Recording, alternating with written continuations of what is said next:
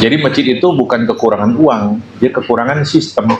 Pergi ke Jogokarian, begitu pulang bego Pak. Yang terjebak pinjol tuh 80 juta orang. Saya tahu semua masjid pasti butuh duit.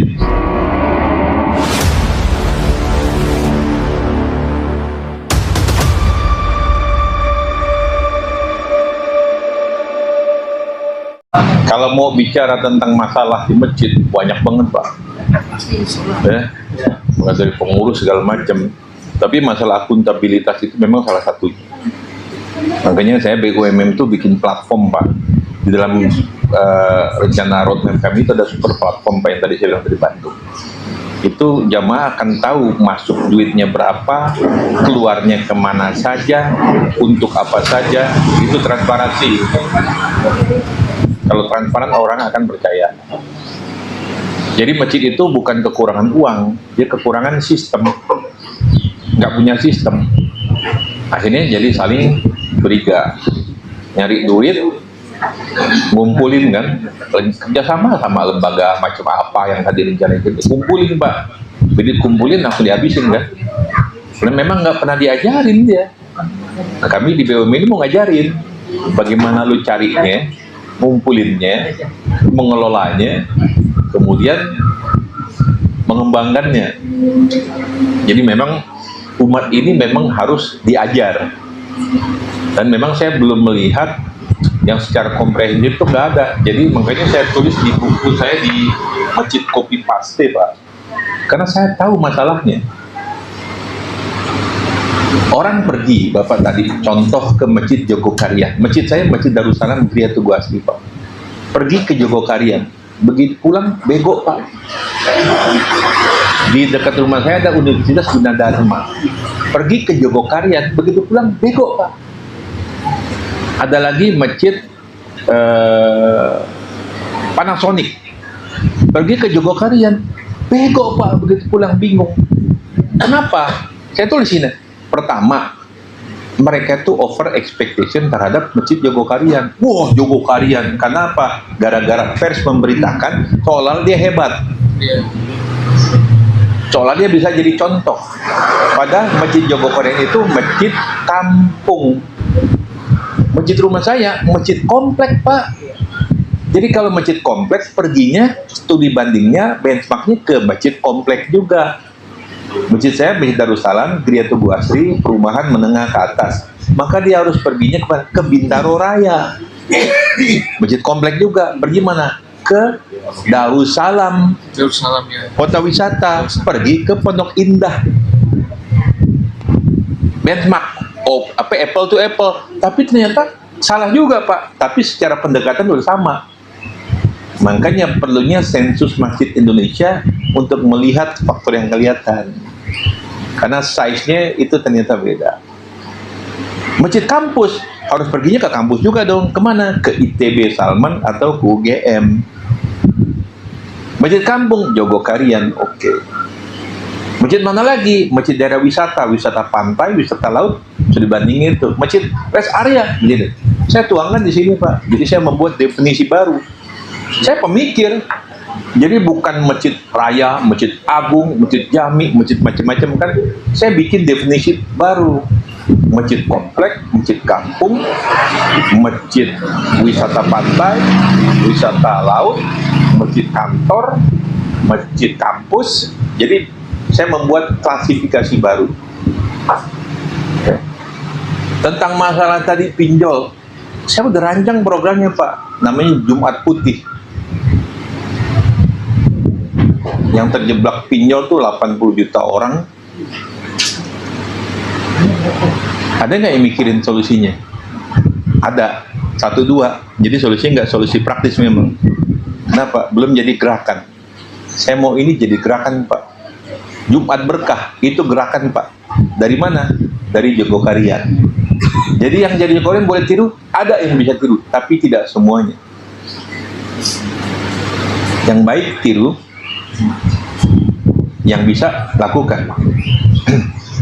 Ya makanya perlu saya bikin Pak. Jadi menggerakkan Masjid Mandiri itu saya bikin lembaga kajian Pak, Pusat Kajian Pengembangan Ekonomi Umat Berbasis Masjid. Jadi memang karena begitu tadinya bikinnya BUMN, wah pada lulusan masjid orang lari ke masjid, nggak boleh berbisnis kan gitu Pak. Saya turunin Pak, saya bikin pusat kajian pengembangan ekonomi berbasis masjid. Jadi kajian, saya ngeluarin buku, target saya dalam berapa tahun, 5 tahun ini 100 buku dan jurnal Pak. Jadi bagiin ke umat, mungkin pelajarin aja kan gitu, silakan jalankan, saya dapat pahala. Terus bikin apa lagi? Tadi itu bikin dana abadi. Ada kurang lebih 9 atau 10 Pak program yang insya Allah saya peras itu semua. Memang masalah yang tadi Bapak ceritakan. Tapi kan untuk menjalankan itu ujung-ujungnya butuh duit Pak. Kita nggak punya duit. Jadi kita bikin mesin duitnya. Jadi umat ini bukan kekurangan duit, kekurangan sistem. Tapi memang harus ada orang yang mau mikir kayak saya kan. Kan nggak semua orang mau mikir Pak. Begitu saya bikin, orang pesen Pak beli, ya udah lo praktekin aja. Biarin gue yang mikir. Jadi memang kita bersinergi itu berbagi peran di situ Pak. Enggak semua orang dipaksa bisa mikir juga kayak saya kan ya. Saya kan gedenya di masjid, aktivis masjid, senat segala macam, pengusaha, direktur, pendidikan cukup bisa mikirnya sampai. Dan tidak semua orang bisa gitu. Ya udah yang bisa mikir, yang bisa memberitakan. Jadi memang dibagi peran. Kita tinggal nyari apa yang punya duit nih. Ya kan? Kenapa? Semuanya butuh duit. WC aja 2.000. Masa kita menegakkan Islam kagak punya duit? Ya gara-gara kita kan punya duit, ya dibayar aja kita kan. Gak aja lah ngikut. Tautonya apa RRT. Kurang R-nya 1 sekarang. Gara-gara duit juga kan Pak. Tapi mainannya canggih Pak ya. Nggak kebaca. Nggak kebaca. Saya penikmat agen intelijen Pak, pembaca CIE, KGB, MI6 segala macam, saya suka. Yang ngerti lah dikit-dikit, kita aktivis juga kan, ngerti begitu-gituan. Apakah nanti untuk urusan mesin kayak gini? Oh ada juga. Ya paling nggak saya bilang, gue udah sakit-sakitan gini, udah pernah mati, besok mati beneran. Begitu mati beneran, ya temen gue dikubur, amal gue aja kan, cuman kayak gitu. Saya berpikirnya begitu. Kalau semua berpikir negatif, berpikir takut, kagak jalan Pak. Kalau yang kita pikir negatif, oh banyak. Di masjid aja aliran ini, aliran itu, pusing kita. Makanya saya ngambil yang damainya Pak. Udah, lo urusin yang gitunya, gue urusan duitnya aja. Saya tahu semua masjid pasti butuh duit. Masjid saya Pak diumumin saldo kas Jumat ini 37 juta. Pengeluaran minggu ke depan 60 juta kurang minus. Tapi begitu umumin minggu depan ketutup Pak. Kenapa? Begini warganya. Yang kayak gitu kan perlu dikasih tahu ke masjid yang lain kan. Harus ada yang nulis kan. Saya yang nulis begini. Masjid saya bangun masjid Pak, bukan ngebangun, bukan renovasi, dirubuhin ulang. Dirubuhin. Bangun ulang, biaya 9 miliar. Warga patungan. Bagaimana bisa warga patungan? Padahal tiap hari Rebo kalau rapat ribut pengurusnya. Ya kita kan orang mikir. Di kompleks saya kan dirut, lo dirut, gue juga dirut. Lo profesor, gue juga profesor. Lo banyak anak buah, gue juga sama banyak anak buah. Susah nggak? Ada orang kayak gitu. Terus ada yang pintar. Kacau nih, ribut mulu. Ganti aja fundraisingnya ibu-ibu. Ganti fundraisingnya ibu-ibu, emak-emak. Bukannya maju malah berantem. Ganti emak-emak. Pak, kita mau bangun masjid nih. Butuh 7 miliar. Nih, Papa, tanda tangan 100 juta ya. 100 juta. Cekrek. Gak ada direktur Indosat, Telkom segala macam, BP. Dapat, Pak. 7 miliar, bangun kurang 2 miliar. Pak, masih kurang 2 miliar nih. Bapak 50 juta lagi ya, tendang. Jadi Pak, 8 bulan, 9 miliar. Itu harus pakai otak di situ Pak. Kalau kita bikirin pusingnya, udah pusing. Dapat duit kagak. Akhirnya, wah gue malas sholat di situ. Gue banyak sholat di luar Pak. Enggak jual di komplek. Begitu saya lagi buru dari luar, mampir ke masjid, dia aja, wah ketemu bapak ini, bapak ini, bapak ini. Wah ini yang pusing di masjid nih. Tapi harus ada yang peduli Pak ya. Jadi Ya pengalaman kayak gitu kita sudah identifikasi. Makanya salah satu solusi saya ketika 212 Maret tutup itu, saya bilang saya mau datang Pak, saya sedih. Saya bilang sama Bang Ihsan Nurdin Nursi itu kayak abang saya Pak, tapi dia kan 12 tahun di atas saya. Bang, gue sedih Bang, 212 Maret tutup, kan gue dokternya, kita yang bikin nih kan, sekarang pada banyak tutup. Kasus pengadilan kan, kita mah kasus pengadilan Pak, saudara terdakwa, berdiri saya Pak, pedang perdata, walaupun bukan urusan saya, tapi saya datang, orang yang ngambil tanggung jawab. Kenapa? Waktu ini bangkrut, dirut gue ini kagak ninggalin gue sakit operasi, dia nggak ninggalin gue. Begitu dia bininya meninggal kanker payudara, dia stadium 4 kanker ginjal, udah mau mati juga, masa gue ninggalin dia? Utang miliaran, gue tanggung. Solidarity Pak, hadapin gitu, selesai Pak. Walaupun begitu saya sakit operasi jantung, ada yang nengok nggak tuh teman 212? Kagak ada Pak. Gue bikin sampai sebanyak itu, kenapa nggak tumbuh? Karena kalau kita sosialisasi 212 Pak, ke Jogja datang 10.000 orang, 20.000 orang, pembicaranya 5 orang, Habib Rizik, Bahtiar Nasir, Valentino terakhir. Udah panas kan, gue bagian closing. If you open the shelf, don't forget to close the shelf. Saya bagian closing. Bapak-bapak, ibu-ibu udah jelas semua, kita umat ini butuh begini, kita ini semua siap bergabung dengan 212, siap buka ini, siap buka berapa Maret ini, 3, 4, 5, siap. Daftar di belakang, meja 10 Pak. Wah isi, buka 3 Pak besok. Itu bagi tugas Pak. Begitu saya sakit, ada yang ngomong lagi, gak ada Pak yang ngomong, nggak tumbuh. Overheating, saya udah atur nih bagaimana bisa jadi 1.000 itu dalam 5 tahun. Tiba-tiba 1 tahun 6 bulan 650. Overheating, kepanasan namanya, mati. Belum siap ininya, belum siap itunya. Ya kan dokternya saya. Design thinkingnya kagak ada, bisnis model kanvasnya kagak ada, visibility study-nya kagak ada, buka aja. Jadi memang harus ada orang yang galak. Saya galak Pak, makanya banyak teman-teman saya jadi komisaris Pak. Valentino begitu mau diangkat Pak, dicoret Pak. Jangankan jadi komisaris, mau ceramah khutbah Jumat tadi googling, Pak Ustadz, mohon maaf Ustadz, kita pending dulu ya. Kenapa? Gue di blacklist ya. Blacklist siapa? Si itu ya, saya tembak, tahu Pak yang blacklist saya kelompok ini. Kagak bisa ceramah Pak. Jangankan bisa diganggu, ceramah Jumat kagak bisa. Tapi bagi Gibran enggak Pak. Ya, jadi persoalan banyak. Kalau bahasa saya Pak, kita kalau udah kekurangan uang Pak, jangan kekurangan otak Pak. Udah kagak punya duit, kagak punya otak juga, mati aja lo. Susah betul. Dan kita punya teman banyak kan. Saya ingat omongan Bang Imad. Bang Imad pernah bilang gini, Valentino, dia kan ngomong gitu, Valentino, kalau orang gak punya ilmu, kita ajar, dia bisa pintar. Tak punya uang, kita ajar dia bisnis, dia bisa kaya. Tapi kalau orang tak punya semangat, mati sajalah. Orang nggak nafas Pak, nggak makan Pak, nggak makan bisa hidup berapa lama Pak? Karena makan manusia bisa hidup sebulan bisa Pak. Minum aja jus. Tanpa minum Bu, bisa hidup berapa? Nggak usah minum-minum gitu. Dehidrasi 7 hari Pak. Ya. Tanpa napas 3 menit, 4 menit masih Pak. Tanpa cita-cita 3 detik Pak. Naik ke lantai 10 loncat.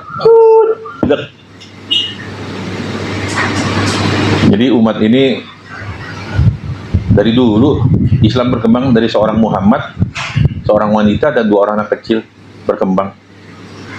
Kita udah zaman canggih gini, mau akhir zaman, Imam Mahdi mau muncul, Dajjal mau udah turun, masa kita nggak bisa ini Pak. Jadi paling tidak kalau kita tahu besok kiamat, di tanganmu ada sebutir kurma, tanam Pak. Sudah tahu, pernah mati 6 jam. Ibu saya meninggal 78, bapak saya 74. Umur saya by genetik antara 74 dan 78. By genetik. Tapi kalau catatan di Law menghapus umur saya cuma sampai 55,5, ya berapa bulan lagi mati kan. Ya, saya nggak mau mati tanpa legacy. Saya meninggalkan legacy, meninggalkan pikiran. Biarkan the next generation taking the lead. Biar generasi berikutnya yang ngambil kepemimpinan. Paling enggak saya nanam, Mbak. Saya harap kita semua menanam, karena kullu nafsin bima kasabat rahin. Tiap orang akan mendapatkan balasan pahalanya masing-masing. Ya, dengan amali kita masing-masing. Ya, kita beramal dengan sisa-sisa umur kita, dengan sisa-sisa energi kita, apa yang kita miliki, lakukan. Satu, yang Bapak. Saya pernah bikin video, Pak, di vlog.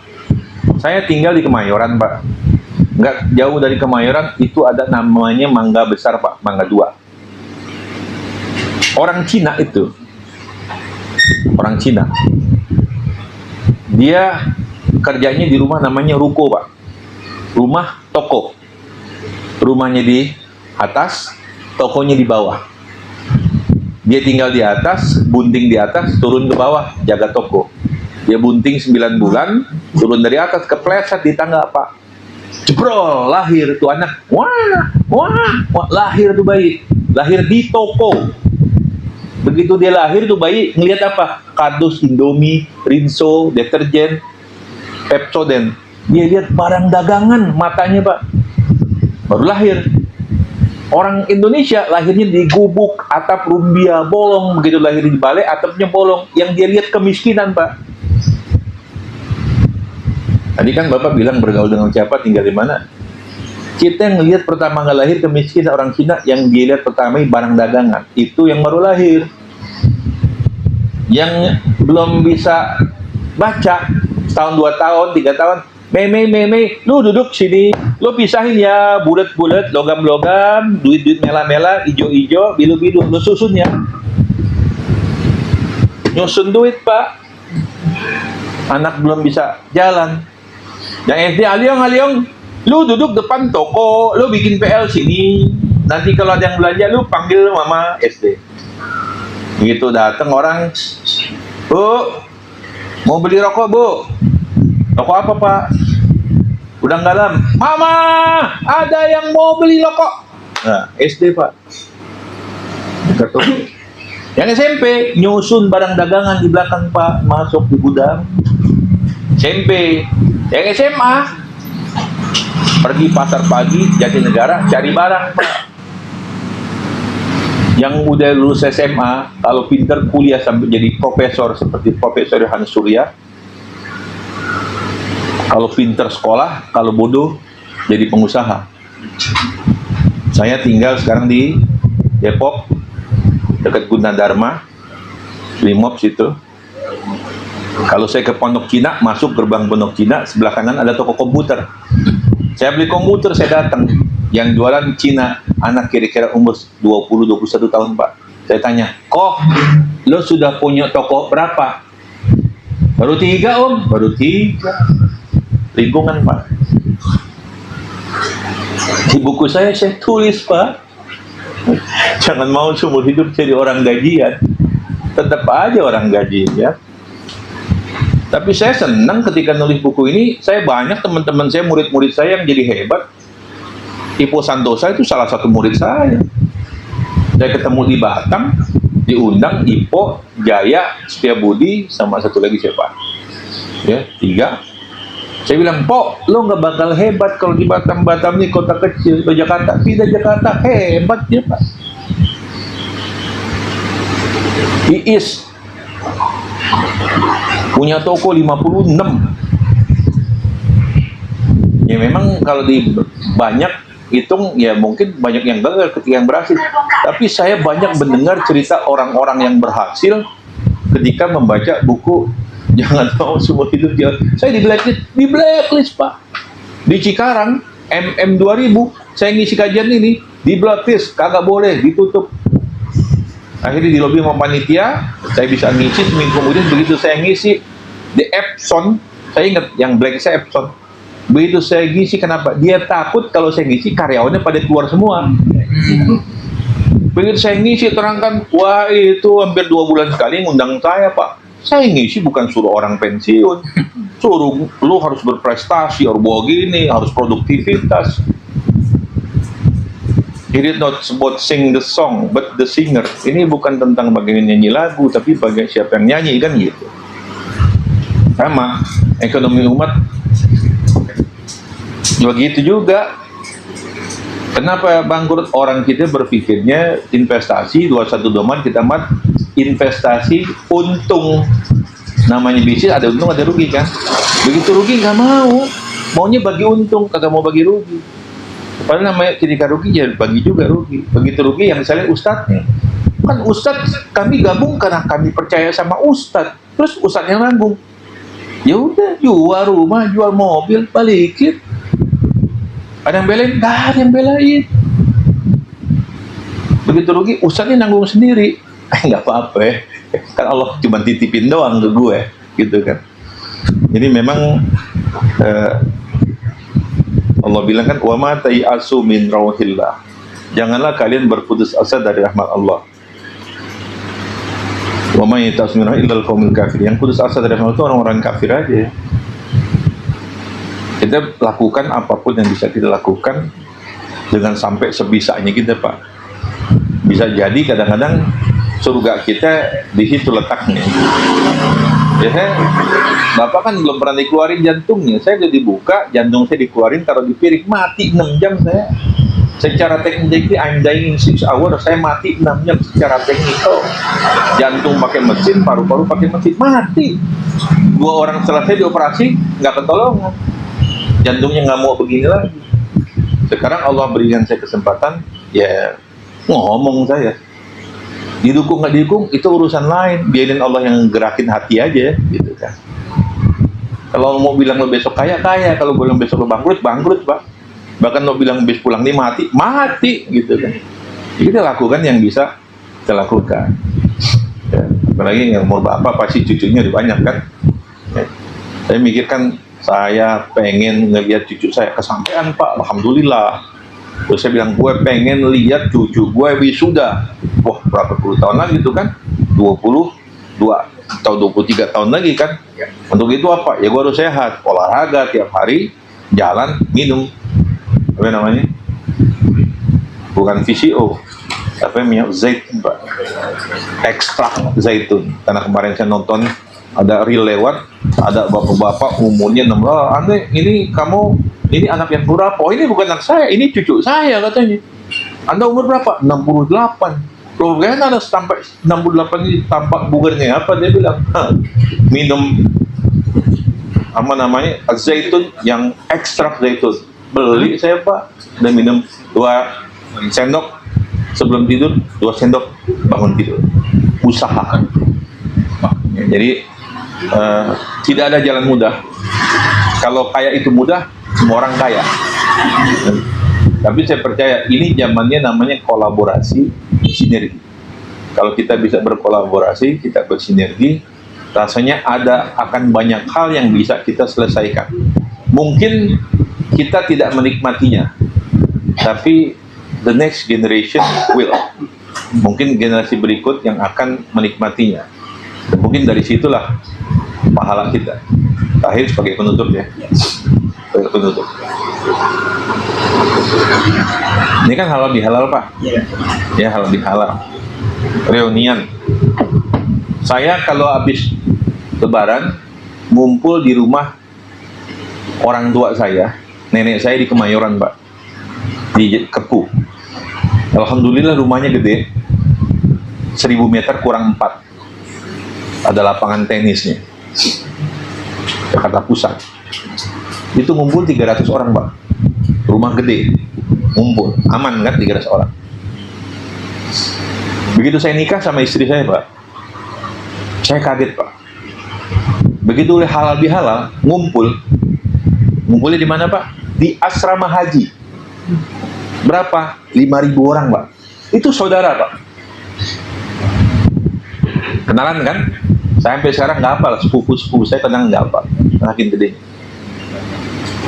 Kan kita ketemu nih, ngumpul. Paling enak Pak, percaya Pak, paling enak nanti ketika ketemu, ngumpul, reunian, nanti di surga Pak. Begitu ketemu Pak, cucu, ini nanti Pak, kita itu di surga Pak, itu halal bihalal juga Pak, sama keluarga besar kita. Suratnya Az-Zariyat 51, saya lupa ayatnya berapa belas gitu. Itu ayat bunyi gini, walladzina amanu, dan orang-orang yang beriman, wattaba'athum dzurriyyatuhum biimanin, kemudian anak cucu mereka mengikuti mereka dengan keimanan yang sama. Jadi kita beriman, kemudian kita ngajarin anak kita, nak ngaji, nak sholat, kita sholat, ngajarin anaknya ngajarin ke anaknya lagi, cucunya, nah jangan lupa sholat, ngaji. Alhaqna bihim dzurriyyatahum, nanti kami reunikan mereka, kami halal bihalalkan mereka di surga Pak. Jadi bisa begini Pak, saya ngebayangin, saya orang otak kanan Pak, begitu ketemu di surga, ngumpul saya, istri saya, anak saya. Waktu saya hidup, saya apa anak saya, si ini 5 orang. Cucu saya baru 1 yang saya kenal. Kalau saya mati, cucu saya punya anak, pasti saya kagak kenal. Anaknya cucu saya punya anak, saya kagak kenal juga. Kita akan tanya, ini siapa ini? Oh ini Royan, ini cucu. Ya, ini cucu Bang, Bapak. Saya panggil Opa. Ini siapa? Ini anak saya Pak. Jadi alhaqna bihim dzurriyyatahum biimanin. Itu reunian Pak. Kayak begitu. Wa ma alatnahum min amalihi min syai'. Tidak dikurangi sedikit pun balasan pahala untuk masing-masing generasi. Kakeknya dapat, anaknya dapat, cucunya dapat, cicitnya dapat, apanya dapat. Kullu mri'in bima kasabat rahin. Dan tiap orang akan mendapatkan balasan. Yang hebatnya lagi Pak, ini kita ngajarin anak saya nggak ada model pesantren Pak. Udah pokoknya yang nomor 4 ngapal Quran, cucu harus hafal Quran. Ini ada 1 hafal Quran nih Pak, keluarga kita nih, cucu kita atau anak kita ngapal Quran. Ya pegangan semua, pegangan semua Pak, suruh pegangan. Yuk semuanya anak cucu pegangan semua tangan. Naik Pak, itu dari surga, katakan kita lantai yang 90, lantai kedua nih Pak, surga nih 100 tingkat Pak, kita lantai 2. Itu gara-gara di keluarga kita ada yang ngapal Quran Pak. 1, Iqra, kata Allah, kama turattul hafid dunia, bacalah Al-Quran sebagaimana kamu dulu membaca di dunia. Wartakil, dan naiklah kamu. Fa inna manzalituka fi akharil ayati aqra'uha, tempat surga kamu tuh terakhir ayat yang kamu baca. Jadi kebayang kayak naik lift, pegangan semua, masuk lift, pencet Pak, tang, liftnya jalan Pak, naik terus, bacaan Quran naik terus dari lantai 2 sampai lantai 98 buka, ting, udah nggak ada yang ngapalin, turun Pak, sekeluarga masuk surga tingkat tinggi gara-gara ada anaknya atau cucunya atau keturunannya yang ngapalin Quran. Jadi ini enggak sekedar pertemuan Pak, ya, ini bukan sekedar halal bihalal. Saya ada peran pesan moralnya juga. Ya, bukan urusan duit juga Pak. Asal udah ngasain keliling dunia segala macam, duit udah ngasain, jabatan jadi tukang fotokopi, jadi vice president, sampai jadi owner banyak perusahaan, punya anak buang, rasain apa lagi yang mau dicari. Tapi kan gue kagak tahu nanti tempat gue di mana, pahala gue cukup apa enggak. Kan gitu ya, kita beramal, saya ngajak-ngajak, ya deh sama-sama yuk kita beramal, kita berbuat, kita bersinergi, kita berkolaborasi. Oke, saya pikir cukup ya.